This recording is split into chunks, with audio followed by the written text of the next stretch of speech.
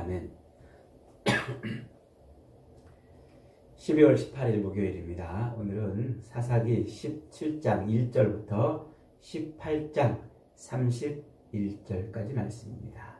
이스라엘 뿌리부터 썩었다 라는 제목입니다. 이스라엘 뿌리부터 썩었다.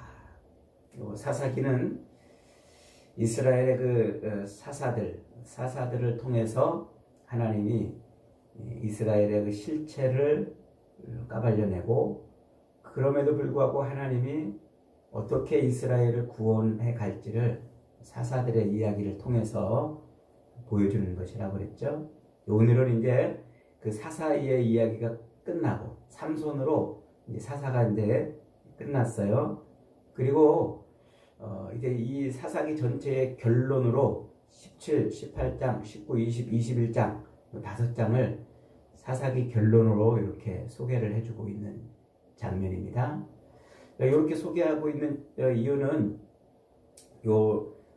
사사기 시대에 들어오면서 여호수아 정복 이후에 여호수아가 죽은 다음에 사사기에 들어오면서 이스라엘의 그때부터 가나안 정복 이후부터 그들의 실체, 그들의 그 실상이 어떤지 그걸 이제 확 보여주는 거예요.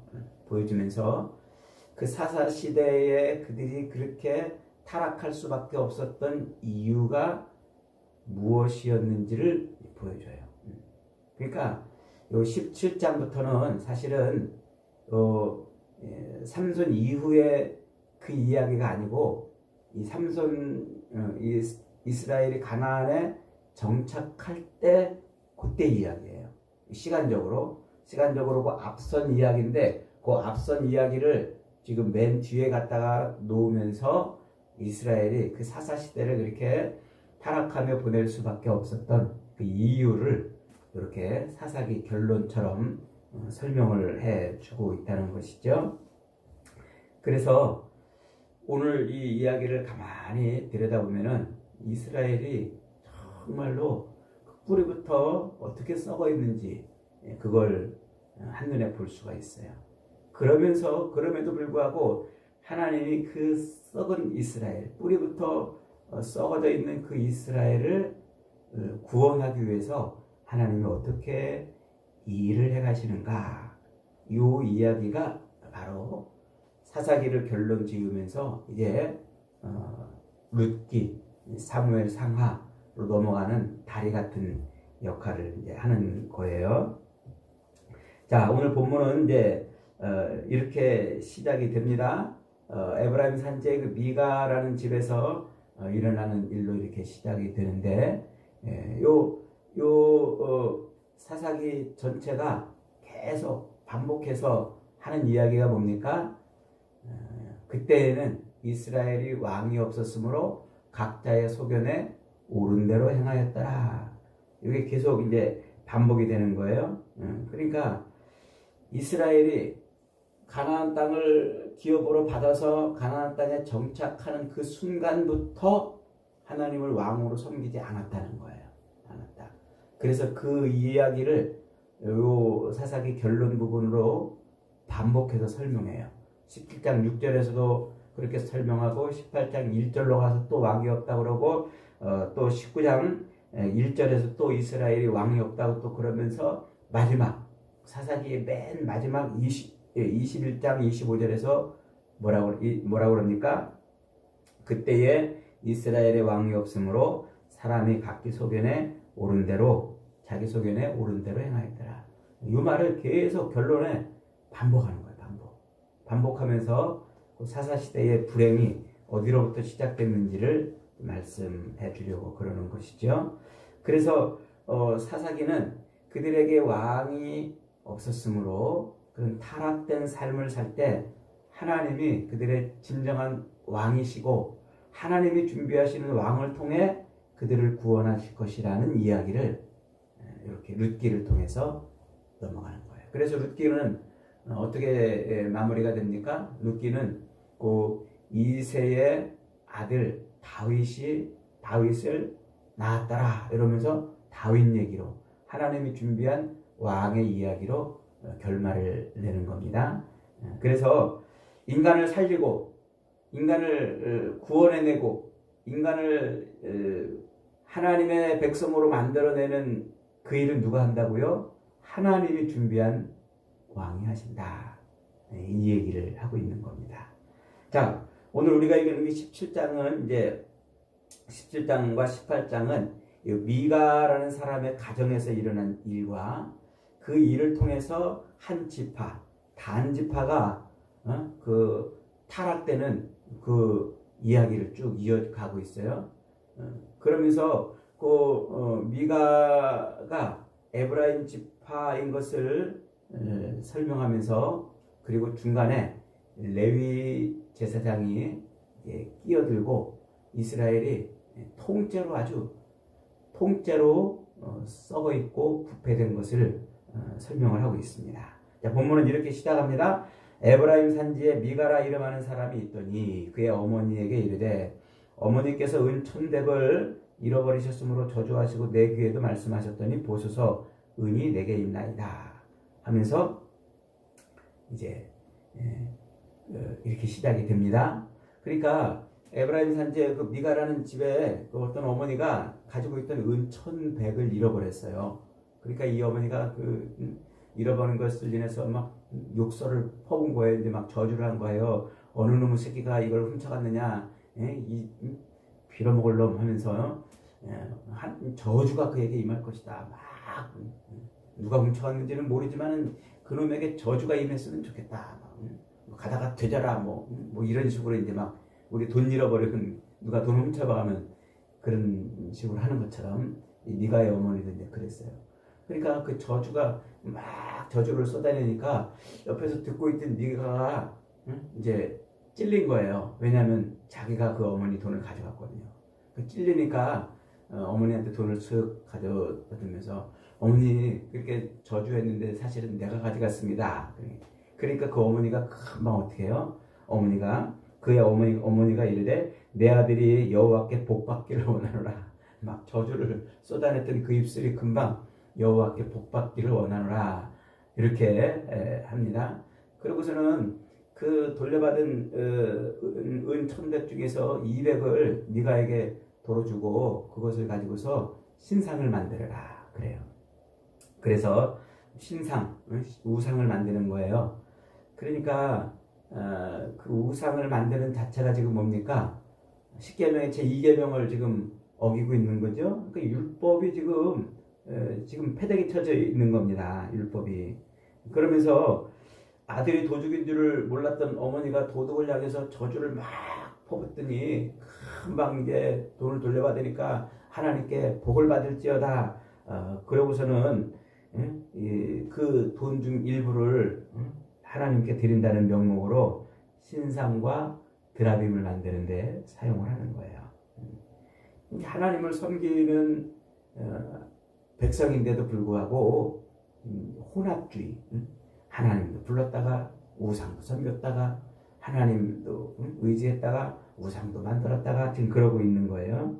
그러면서 이제 그렇게 돈을 가지고 신상을 만들고 우상을 만들어 놓고 그 미가가 또 어떤 일을 벌여요? 자기 아들을 제사장으로 삼아요.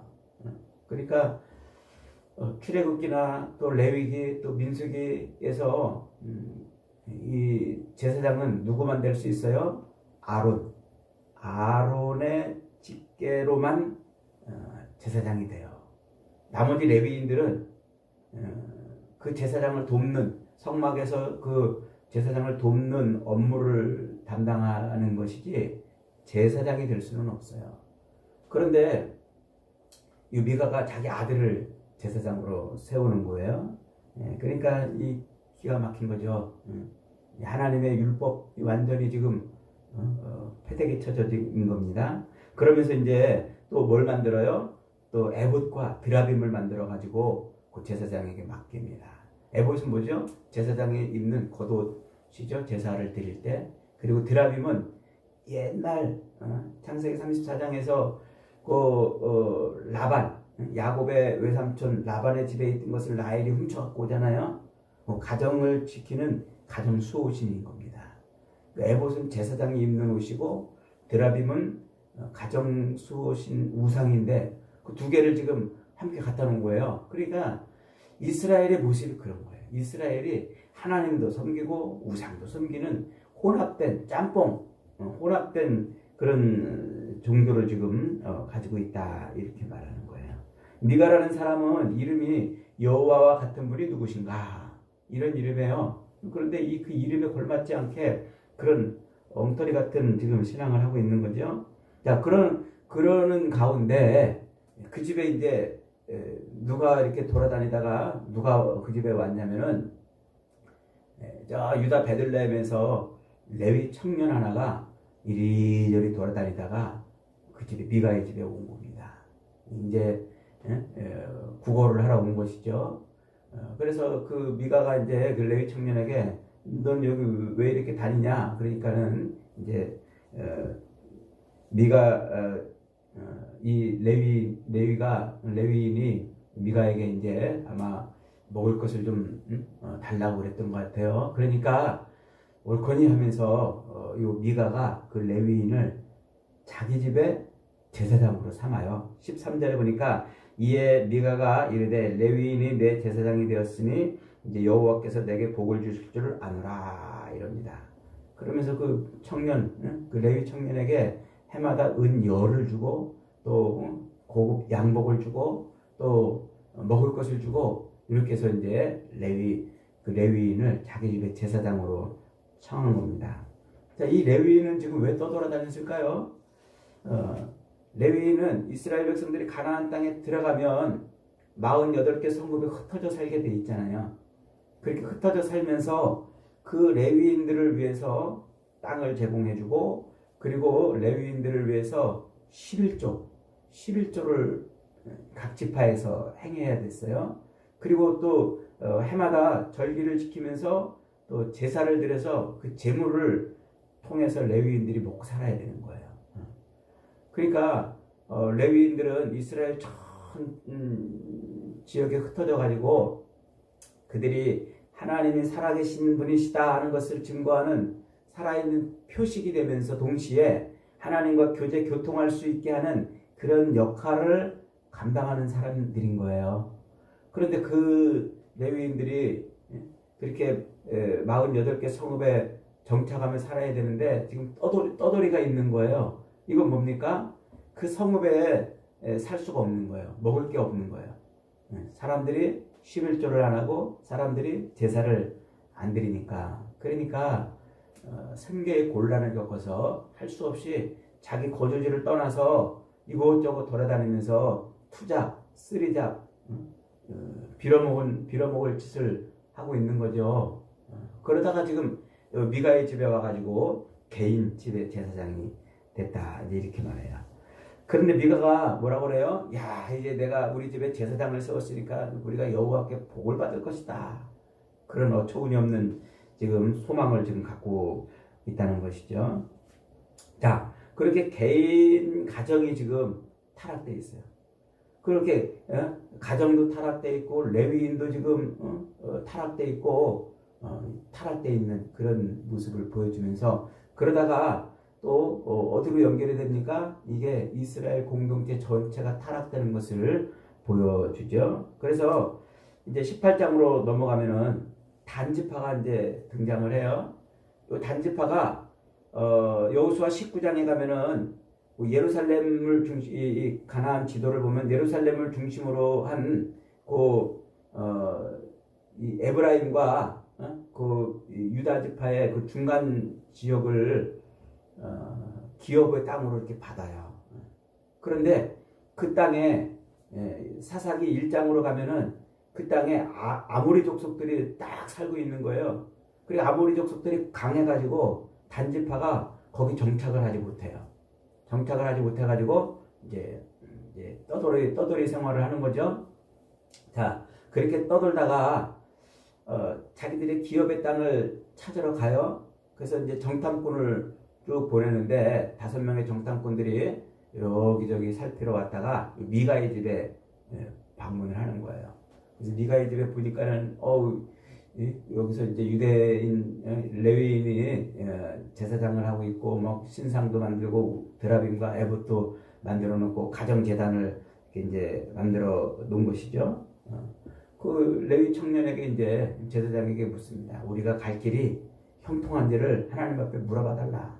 그러니까 이 레위 제사장이 당신들이 가는 길은 하나님이 예비하신 형통한 길이다 하고 또 이렇게 이제 축복을 좀 해줍니다.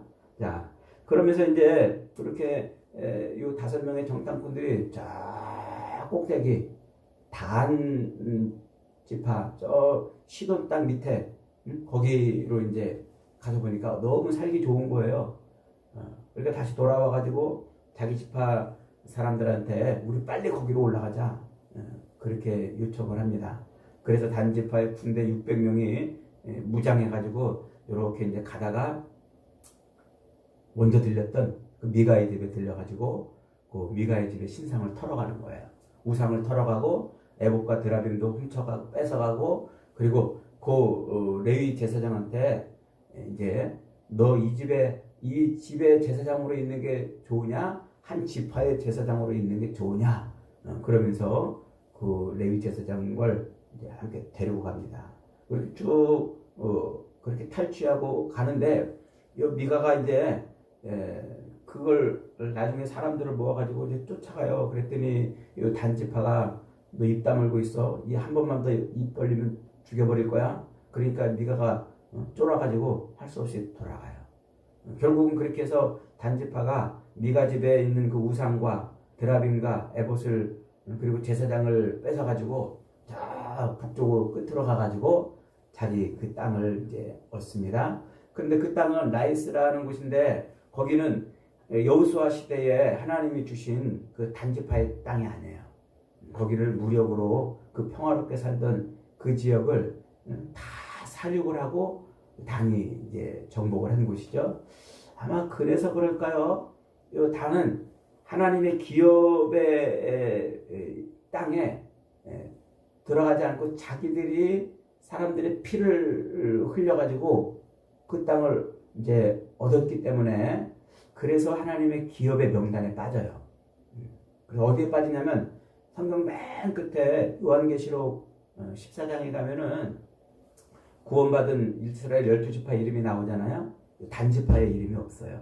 아마 이것을 상징하는 어떤 것이 아닌가 이렇게 생각이 듭니다. 어쨌든 그렇게 이 단지파가 결국은 한 가정에 있던 그 신상을 털어가고 우상을 털고 또 제사장을 뺏어와서 그렇게 이제 기업을 이제 삼아 놓는 거예요. 그런데 오늘 본문은 아주 충격적인 그런 결론을 우리에게 보여줘요. 30절 31절 보면은 단 자손이 자기를 위하여 새긴 그 새긴 신상을 세웠고 모세의 손자요 게르솜의 아들인 요나단과 그의 자손은 단지파의 제사장이 되어 그 땅 백성이 사로잡히는 날까지 이르렀더라. 하나님의 집이 실로에 있을 동안에 미가가 만든 바 새긴 신상이 단 자손에게 있었더라. 이 말이 무슨 말일까요? 그 떠돌이 생활을 하던 그 레위 청년이 미가의 집에 제사장이 됐잖아요. 그런데 그 청년이 누구라고요? 모세의 손자요 게르솜의 아들이었던 거예요. 모세의 손자가 떠돌아다니다가 미가의 집에서 제사장이 됐다가 단지파에 붙어가지고 단지파의 제사장이 됐다 이렇게 말하는 거예요. 이스라엘의 가장 위대한 지도자이고 또 율법의 중보자였던 그 모세의 직계 후손이 우상숭배의 주역이 되고 있는 거예요. 우상숭배. 가나안 땅에 들어선 이스라엘 백성들의 그 첫 출발부터 이미 우상에 쩔어서 그렇게 하나님을 배반하고 자기 소견에 오른 대로 사는 삶을 사는데 그 중심에 지금 누가 있어요? 모세의 손자가 지금 들어있는 거예요. 그러니까 모세의 율법은 전수되지 않은 거예요. 자기 가정에서부터 전수되지 않은 거예요. 그의 자손은 또 먹고 살기 위해서 우상을 섬기는 싹군이 되어 있었던 거예요. 이것이 인간의 한계이며 왕이 없는 시대의 필연적인 결말입니다. 그러면서 오늘 본문 끝은 이렇게 말하네요. 하나님의 집이 실로에 있을 동안에 그 일이 지속되었더라. 하나님의 집이 실로에 있어요. 성전이 지금 성막이 그렇게 있음에도 불구하고 각 가정에 우상의 제단이 만들어지고 우상을 섬기고 있는 그런 일들이 벌어지고 단지파는 그렇게 우상을 섬기는 그런 일들을 하고 있다. 이게 뭐라는 거예요? 이게 지금 이스라엘의 실제 모습이다. 그 실제 모습이 어떻게 펼쳐졌어요? 사사시대의 모든 역사로 펼쳐지는 거예요. 그래서 사사시대에 그 부패하고 타락된 그 모습으로 이어져 가는 것이죠. 그러면서 성경은 반복해서 그때의 이스라엘의 왕이 없으므로, 그때의 이스라엘이 왕이 없으므로 이 말을 반복하고 있잖아요. 그 말은 곧 이스라엘 백성에게 참 왕이 필요하다. 그들에게 진짜 하나님의 백성으로 살기 위해서는 그들에게 참 왕이 필요하다 하는 것을 이렇게 반복해서 역설적으로 설명해 주는 거예요. 그러니까 모세의 혈통도, 레위인의 직분도, 단지파의 무력도, 그 어떤 것도 인간을 구원해낼 수가 없어요. 가정에 세워놨던 그 수많은 우상도 결국은 인간을 구원해낼 수 없는 겁니다. 오직 인간이 하나님의 백성으로 하나님을 섬기는 자리까지 나갈 수 있는 것은 누구밖에 없어요? 인간의 진정한 왕, 진정한 통치자 밖에는 구원이 없다는 것이죠. 그래서 이스라엘의 그 실체, 타락된 그 모습은 결국 참된 왕, 참된 제사장이 필요하다는 것을 강력하게 우리에게 말씀해 주고 있는 겁니다. 그래서 참된 왕, 참된 제사장이신 예수님은 요나단처럼 생계를 위해서 그렇게 떠돌아다니지 않았습니다. 여우도 굴이 있고 공중에 새도 거처가 있을 때 인자는 머리 둘 곳이 없다 하시면서 그렇게 떠돌아다니셨지만 자기 안위를 위해서 떠돌아다닌 게 아니라 아버지의 뜻을 이루기 위해서 떠돌아다녔던 것이죠. 예수님은 돈과 명예를 위해서 자기 직분을 파는 싹군 목자가 아니었어요. 양들을 위해서 자기 목숨을 버리는 선한 목자셨어요. 요나단은 돈 몇 푼에 자기 주인을 바꿨지만 예수님은 은 30에 팔리면서도 그러면서도 하나님을 온전히 순종하며 섬겼어요. 단지파는 평화로운 나이스를 침략하여 피로 물들인 그 평화를, 그 거짓 평화를 만들어냈지만 세상의 왕이신 예수님은 자기 피로 진정한 평화를 이룩하는 그런 일을 감당해내셨습니다. 미가의 신상은 도둑 맞을 수 있고 불타 없어질 헛된 신이지만 예수 그리스도는 끝날까지 우리와 함께 하시는 임마누엘의 하나님이신 겁니다. 그래서 오늘 본문은 그때의 왕이 없었으므로 이렇게 행했더라, 그때의 왕이 없었으므로 이렇게 행했더라를 자꾸 보여주면서 하나님 앞에 하나님의 백성으로 살기 위해서는 진정한 왕이 필요하다라고 말씀하고 있는 거예요. 그 진정한 왕이 누구십니까? 하나님이 세우신 왕. 사람이 세운 왕이 아니라 하나님이 세우신 왕. 그분이 곧 예수 그리스도이신 거예요. 여러분, 예수 그리스도를 우리의 삶의 왕으로 섬겨야, 그분의 통치를 받고 살아야, 그래야 우리 삶에 평안이 있고 기쁨이 있어요. 우리가 수많은 우리 욕구를 위해서 수많은 신상을 새기고 하나님을 부르짖어도 예수 그리스도가 우리 왕이 되지 않으면 거기에는 모든 것이 다 탈취당할 뿐이에요. 폭력으로 한 나라를 그렇게 피로 물들여 세워도 거긴 평안이 없어요. 예수 그리스도의 피로 세워지는 나라여야 진정한 평안이 있는 겁니다. 오늘 이 왕이 없는 시대에 이 비극을 우리에게 이렇게 가르쳐 주면서 성경은 그 얘기를 하고 있는 겁니다. 사랑하는 여러분, 여러분의 삶의 왕은 누구십니까? 진정한 왕은 예수 그리스도밖에 없으셔요. 그분을 섬기고 그분을 왕으로 모셔드려야, 그래야 하나님의 백성의 삶을 살아낼 수가 있습니다. 저와 여러분이 예수님을 왕으로 섬겨 살아가는 복된 인생이 되시기를 주님의 이름으로 축복합니다. 아멘.